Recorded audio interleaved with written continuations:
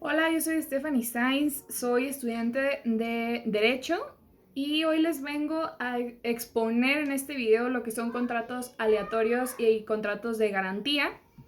Voy a empezar con el contrato de juego y apuesta. Quiero primero definir lo que es el juego, apuesta y apostar. El juego es definido como ejercicio retroactivo sometido a reglas en el cual se gana o se pierde, claramente. Apuesta es acción y efecto de apostar.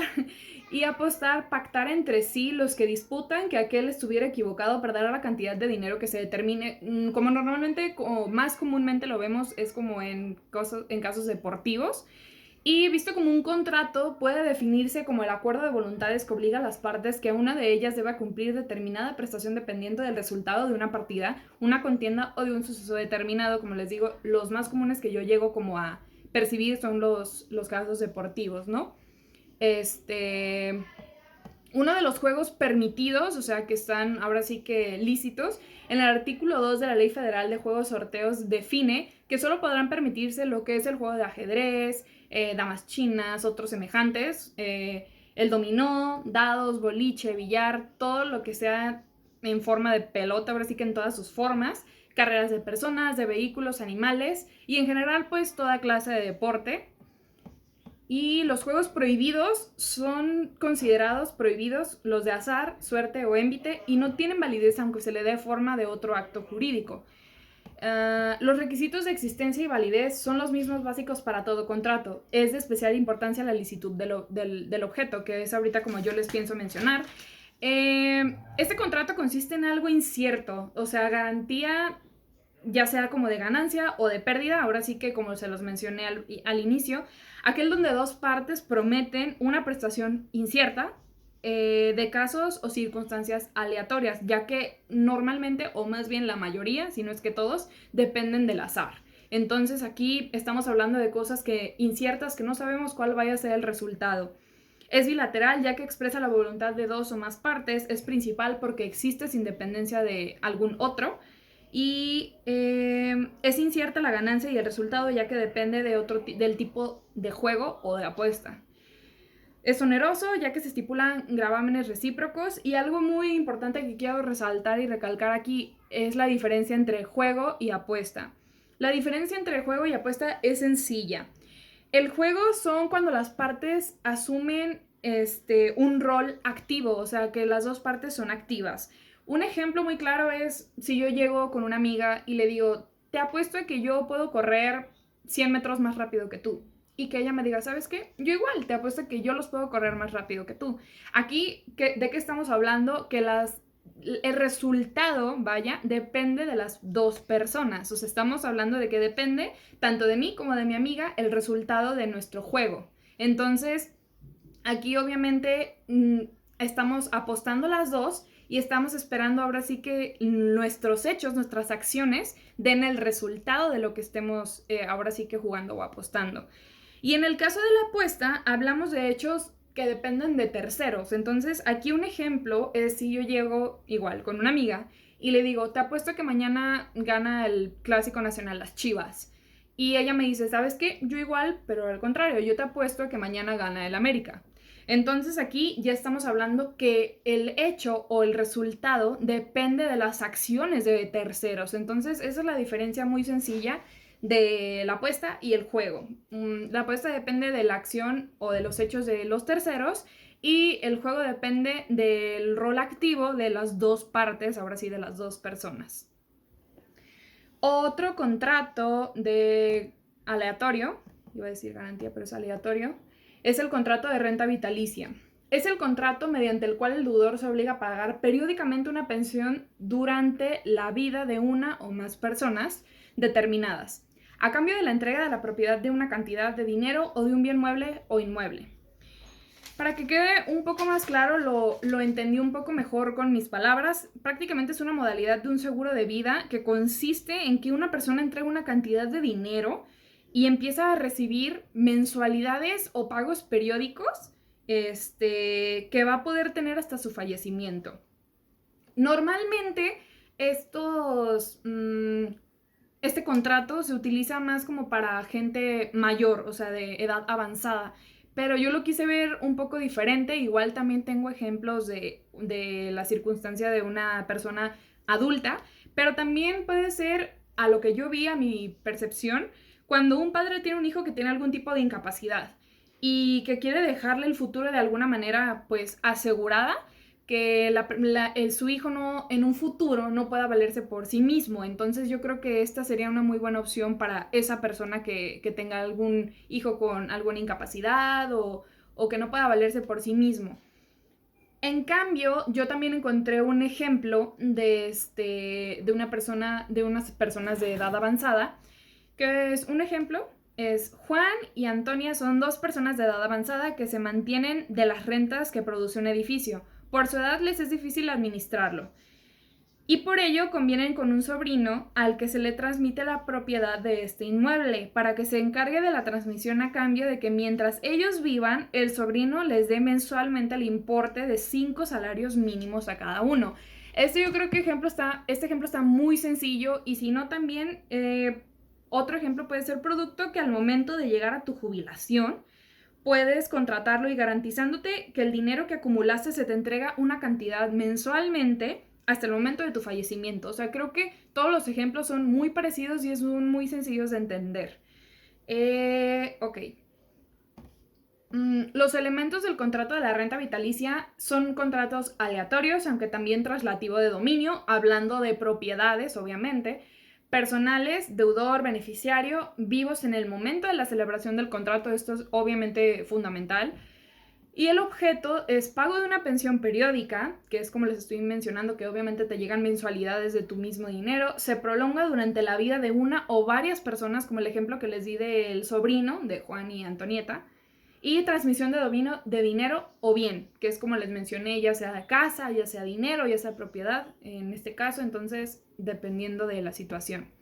La clasificación es aleatorio, bilateral, oneroso, formal y principal. Creo que todo el mundo sabemos esas características, las definiciones. Y los elementos de existencia y validez. Existencia, requisitos ordinarios de los demás contratos. Y validez, se necesita capacidad para la transmisión del bien por parte del beneficiario pensionista. Obviamente uno debe de tener la capacidad para poder ahora sí que transmitir la transmisión del bien. Forma es por escrito y la duración significa que dura prácticamente pues toda la vida. Puede ser la vida ya sea de quien aporta el capital, del deudor o del tercero, ya es dependiendo.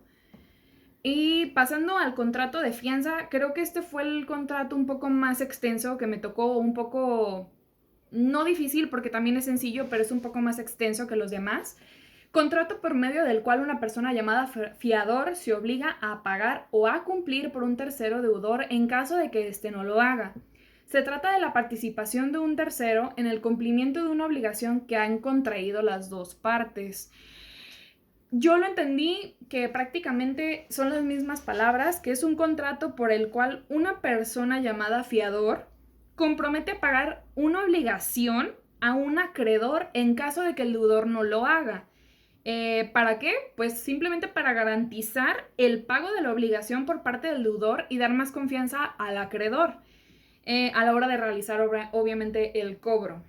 El acreedor es la persona a la que debe de realizarse el pago. El deudor es la persona principal que debe de cumplir con la obligación. Y el fiador es quien garantizará el pago. O sea, está sencillo de entenderlo, pero sí es un poco extenso el tema. La fianza puede ser convencional, contratado libremente por las partes interesadas. O sea, creo que esto está muy sencillo de entender. Y también puede ser legal, que pues obviamente esta es interpuesta por la ley. Y judicial, también otorgada por una resolución judicial. Es completamente pues fácil de entenderlo. La relación entre fiador y deudor, estamos hablando de los derechos que tienen los dos, y el fiador tiene derecho para que el deudor obtenga el relevo. Están obligados a darse aviso del pago. Ojo aquí, si el deudor paga sin avisarle al fiador, será responsable por lo que esté ignorando. O sea, obviamente él no puede realizar el pago sin un previo aviso al fiador. Por otra parte, el deudor tiene derecho a que se le reembolse todo lo pagado Esto sería por vía acción de reembolso. Esto lo vi en un video que me quedó como muy en claro, que si se necesita reembolso hay una vía llamada de acción de reembolso. Y el fiador el fiador también tiene derecho a reembolsar lo que son daños y perjuicios que le ocasione cualquier situación del contrato. Dos tópicos de la extinción de la fianza es la consecuencial, que como lo dice su nombre es una consecuencia de la extinción de la obligación principal, ya sea que se realice el pago o cualquier otra modalidad de extinción. Y la principal es liquidación de la deuda de la obligación por parte del fiador, no sería por parte del deudor, como estamos entendiendo, sería por parte del fiador. Y otra sería por prórroga sin aviso a fiador, que también ya se los mencioné anteriormente. Fiador en insolvencia también sería una forma de extinción, pero aquí obviamente el juez determinaría otro fiador, o sea, no es como que se extinga la obligación así de fácil. Obviamente el acreedor buscaría al juez para que el juez determine otro fiador, porque pues no porque el fiador no tenga insolvencia se extingue la obligación. Un ejemplo muy claro y muy fácil de este contrato es Juan y Ana contraen matrimonio. Su deseo es comprar un departamento. No tienen el dinero suficiente para comprarlo.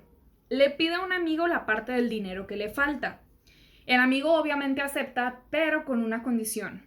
Lo que quiere es pues garantizar que le va a pagar la deuda, y lo que va a ser con un fiador. Ahora sí que yo lo veo más como también puede ser un tipo aval, obviamente no es lo mismo, pero yo como que lo relacioné. Entonces lo que hace Juan es hablarle a su hermana pidiéndole ser su fiadora. Esta acepta, Juan es el deudor, Laura es la fiadora y Camilo es el acreedor. Entonces es un ejemplo muy fácil que yo encontré y con esto lo entendí perfectamente. Y por último, mi contrato, todavía no acabo con el de fianza. La clasificación de fianza es unilateral y gratuito, o bilateral y oneroso, porque puede ser unilateral, donde sea gratuito, donde no tenga que dar ninguna ganancia a nadie, o bilateral entre dos personas, donde sea oneroso y se esté buscando la ganancia de las dos personas o pagar la deuda. Los elementos de existencia. Se necesita el del acreedor y el del fiador. Objeto. Obligación de responder por un acreedor en caso de incumplimiento de este, que es prácticamente la función que hace el fiador. Elementos de validez es capacidad del acreedor y del fiador, porque pues no cualquier persona puede hacerlo, debe de uno garantizar que uno sí puede ser fiador para poder responder la deuda y acreedor para poder prestar el dinero. Entonces, sí, los dos necesitan capacidad.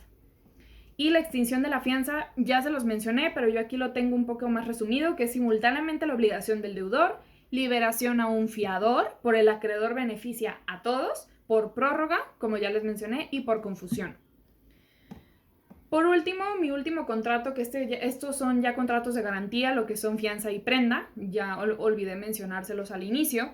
El contrato de prenda, contrato por el cual un deudor o un tercero entrega al acreedor o a un tercero la posesión de un bien enajenable para garantizar el cumplimiento de la obligación y su preferencia en el pago con el producto de su venta en caso del incumplimiento de la misma obligación. Creo que está muy sencillo, pero igual más adelante se los voy a explicar y aquí tengo un ejemplo bastante claro. La clasificación de este contrato es bilateral, formal, real, accesorio y de garantía. Los elementos de validez son capacidad, como en la mayoría de los contratos hemos estado viendo, casi todo se necesita capacidad. Acreedor prendario solo requiere capacidad general para contratar. Deudor prendario debe tener la capacidad de disponer del bien, como suena lógico. Y prenda de cosa ajena. Nadie puede prestar una cosa ajena sin la autorización, y aún teniéndola debes de pedir la autorización para prestar la cosa ajena. Yo creo que eso queda muy claro. Formalidad de la prenda. Debe constar por escrito 2 ejemplares, uno de cada parte, y debe hacer constancia de su fecha. Obviamente deben de tener muy claras las fechas, tenerse en cuenta todos ese tipo de detalles.